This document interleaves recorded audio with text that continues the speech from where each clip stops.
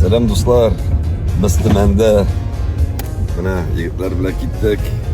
Hazır barabız Tümendagi Tatar yigitlerini, soldat yigitlerini. Bayan burada. Tatar yigitler ve şerefler.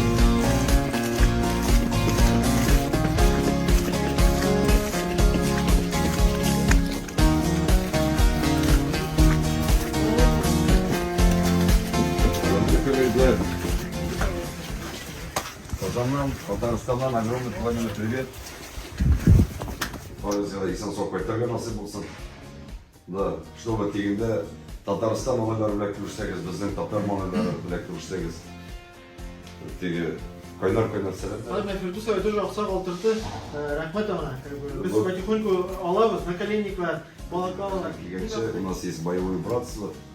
Берген тоже вот мы вместе работаем в боевой братстве. У нас Татарстан очень дружные. Gömürüde, Nigöründe, yollar ağrıdı, yol yıllarım, sürte sürte. Aylar dayan, bozlasın bakalım, Nikalikin Niken. Главное, духом не падать.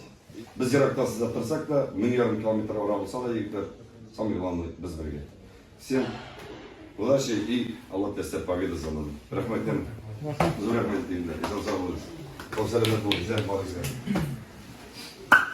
Давайте, оңғышлар.